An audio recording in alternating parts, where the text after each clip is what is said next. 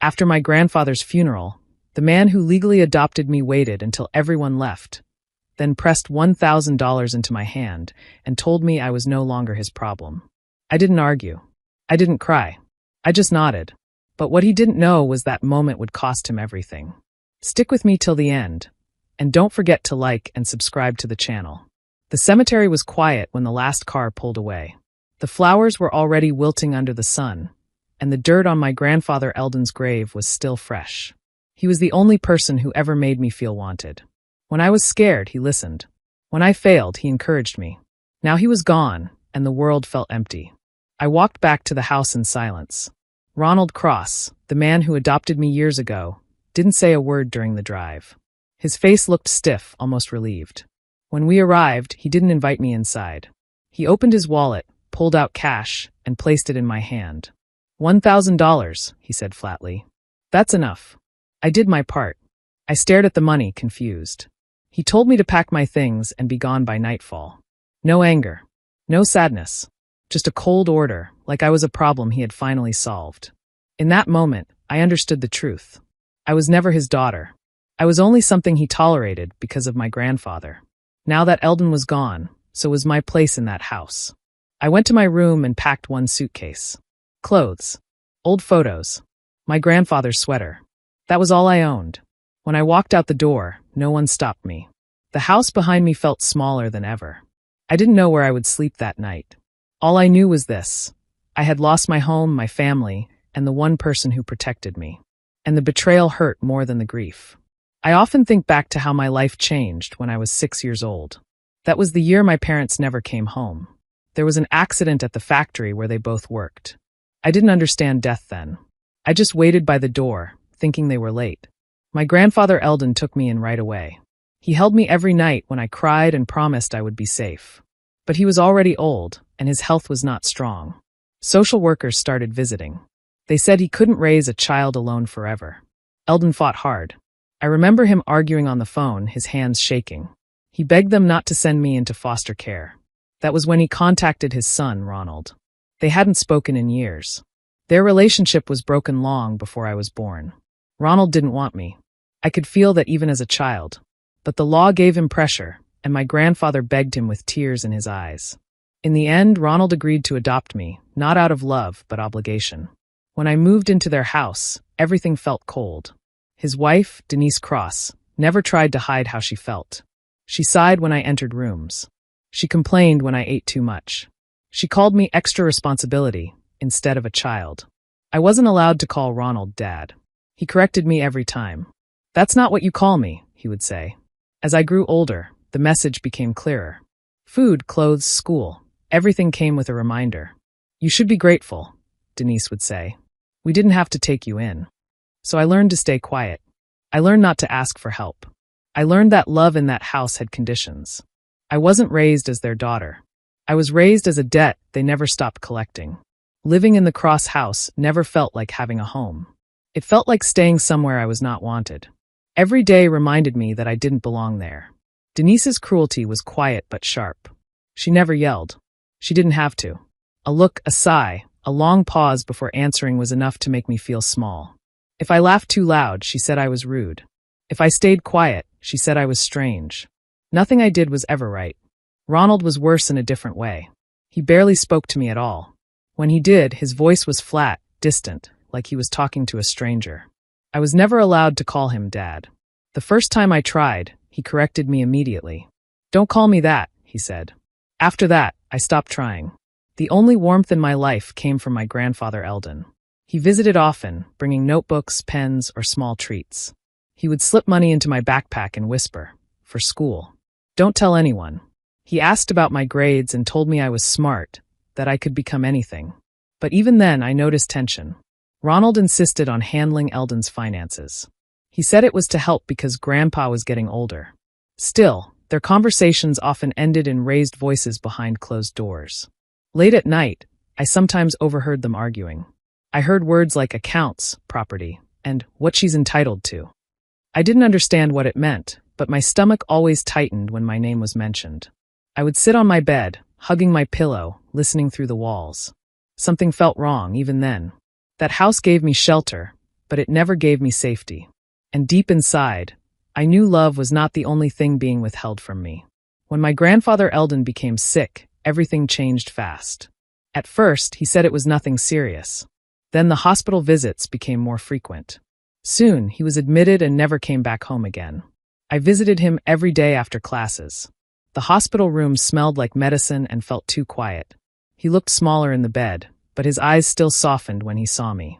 He always reached for my hand, holding it like he was afraid to let go.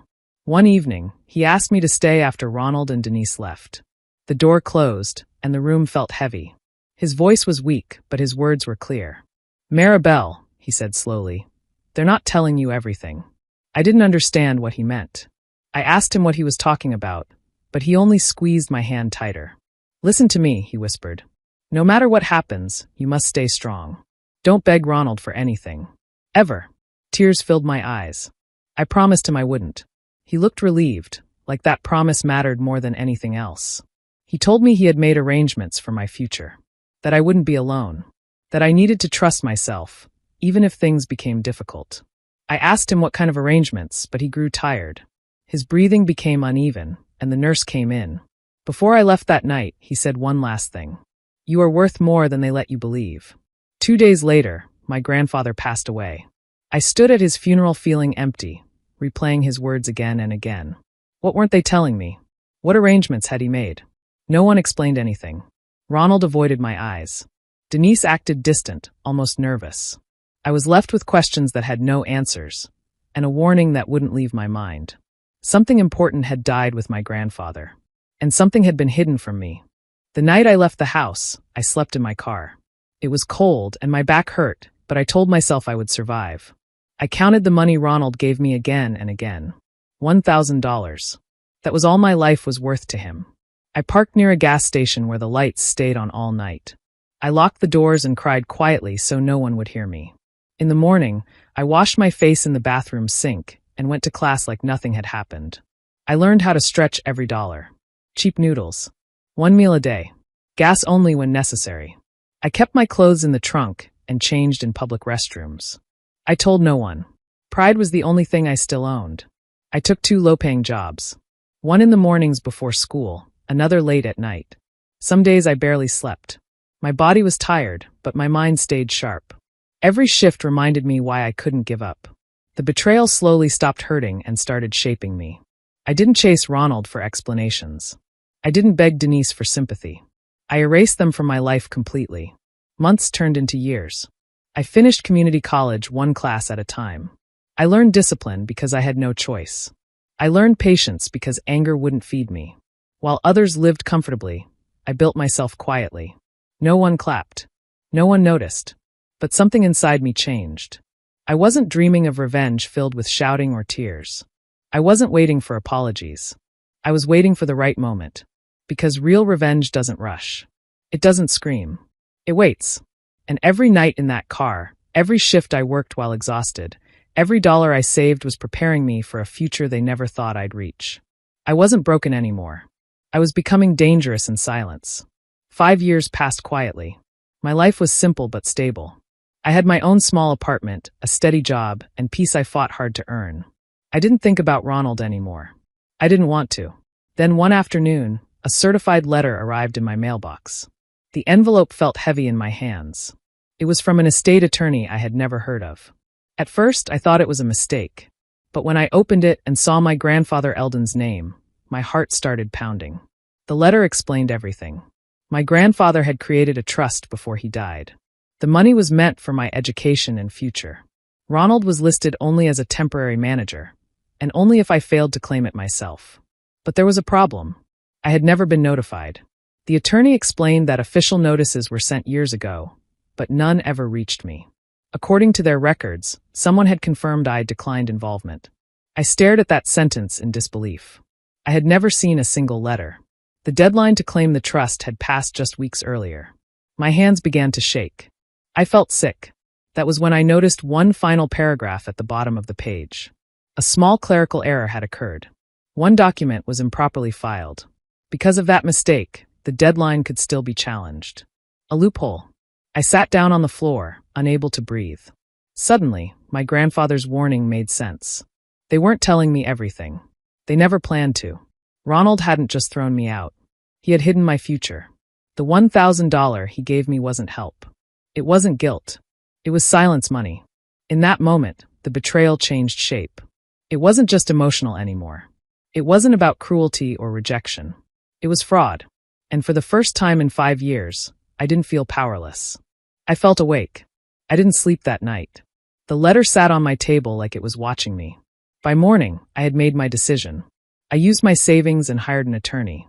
It was money I had worked years to save, but I knew this was bigger than fear.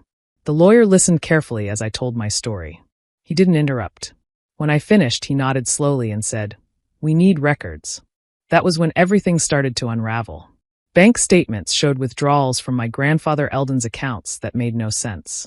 Small amounts at first, then larger ones, all approved by Ronald while claiming he was helping manage finances. The deeper we looked, the worse it became. Some of the money had been used to pay off credit cards. Denise's credit cards. Personal shopping. Old debts that suddenly disappeared after my grandfather got sick. My stomach turned as each document appeared. Dates. Signatures. Transfers. Nothing accidental. Nothing unclear. There were also missing notices. Letters marked as delivered that never reached me. Documents signed on my behalf, not by me. Someone had intentionally kept me in the dark. The attorney looked at me and said quietly, "This wasn't confusion. This was planning." That sentence stayed in my head. Suddenly, the memory of the funeral returned. Ronald standing outside the house. The cash in my hand. The way he avoided my eyes. It all made sense now. The $1,000 wasn't sympathy. It wasn't generosity. It was hush money. He thought if he pushed me out fast enough, I'd disappear. No questions. No claims. No future problems. But he underestimated something. I had survived sleeping in my car. I had survived being unwanted. I had survived starting from nothing. And now I had proof. Piece by piece, the story they built began to collapse. Every paper pulled another thread loose. And the more we uncovered, the clearer it became. They didn't just betray me. They tried to erase me. And this time, I wasn't going to stay silent. I didn't go to their house angry. I went prepared. When Ronald opened the door, his face tightened the moment he saw me. Denise stood behind him, already defensive. I stepped inside calmly, holding a folder under my arm. "I'm not here to argue," I said. "I'm here to talk." They sat across from me at the table. I didn't raise my voice. I didn't accuse. I simply placed the papers down one by one. Bank statements. Transfer records. Dates. Signatures. Ronald's hands began to shake as he flipped through them. "I don't know what this is," he said quickly. His voice cracked. I kept my tone steady. "You managed my grandfather's accounts. These withdrawals came from his trust." Denise crossed her arms. "That money was for the household," she snapped. "We took care of him." I slid another paper forward. "These charges paid off your personal credit cards." Her face went pale. Ronald stood up, pacing. "This is a misunderstanding," he said. "You don't need to make this ugly." I looked him straight in the eyes. "You already did. 5 years ago." Denise's anger broke first. She started crying, saying they were under stress, that they meant to fix it later, that I should understand. Then her voice softened. She begged. "Please," she said. "We're still family." I felt nothing. No rage. No relief. Just clarity. "I'm not here for apologies," I told them. "I'm here for accountability." I explained the loophole. The attorney. The evidence already submitted. Ronald sank back into his chair, silent now. "This isn't revenge," I said quietly. "This is the truth catching up." When I stood to leave, neither of them followed me. For the first time, I held all the power. By the end of the week, legal action officially began. And I didn't look back once. The court moved faster than I expected. Once the evidence was reviewed, Ronald's accounts were frozen. Every dollar he controlled was locked down. The judge ordered a full investigation, and soon after, charges were filed for financial abuse and fraud. The man who once told me I was no longer his problem suddenly had many problems of his own. Denise changed the moment the money vanished. Without access to the accounts, her attitude shifted from confident to desperate. The credit cards stopped working. Bills piled up. The life she protected so fiercely began to crack. Within weeks, she left Ronald. She packed her bags and walked out without looking back. the same way I had years earlier. Only this time, there was no cash waiting in his hand. The house followed soon after. The same house where I had been told to leave by nightfall. With accounts frozen and legal fees rising, the mortgage fell behind. Notices appeared on the door. Then the foreclosure sign. I drove past once. I didn't stop. I didn't feel joy or sadness. Just closure. Ronald tried to contact me. Calls. Voicemails. Long messages filled with regret and fear. He said he wanted to explain. He said he made mistakes. He said he needed to talk. I never replied, because silence can be louder than any argument. He had years to speak when I was homeless, scared, and alone. He chose quiet then. Now it was my turn. The court dates continued. The truth stayed firm. Every lie he built collapsed under records and signatures. I didn't celebrate his downfall. I didn't tell anyone my story. I simply lived. And for the first time, I understood something powerful. When someone takes everything from you, the strongest revenge is refusing to give them your voice ever again. I visited my grandfather Eldon's grave on a quiet morning. The air was calm, and the cemetery was almost empty. I stood there for a long time, listening to the wind move through the trees. I didn't come to cry. I had already done enough of that. I told him everything, not out loud, but in my heart. I told him the truth finally came out. I told him his warning saved me. And I told him I was okay now. I didn't forgive Ronald. I didn't try to rewrite the past. Forgiveness wasn't what I needed. Clarity was. With the inheritance that was rightfully mine, I didn't buy luxury things. I didn't try to prove anything to anyone. Instead, I created a small scholarship fund in Eldon's name. It was for students who had no safety net, kids who worked hard but had no one behind them. Every year, one student would receive help because of him. That felt right. As I stood there, I realized I didn't feel happy or angry anymore. I didn't feel victorious. I felt finished, like a long chapter had finally closed. My life wasn't defined by being abandoned or betrayed. It was defined by what I survived and what I chose to become. I placed fresh flowers by his headstone and thanked him for believing in me when no one else did. He never gave me much money. He gave me something better. He gave me confidence. As I walked away, I didn't look back at the grave or the past that once haunted me, because the story didn't end with revenge. It ended with one simple truth. One person believed in me, and that was enough. If this story touched your heart, please like, share, and subscribe for more real-life stories. Remember, knowing your legal rights and financial documents matters. Silence can cost you years, but awareness can protect your future. Stay informed, stay strong, and never let anyone hide the truth from you.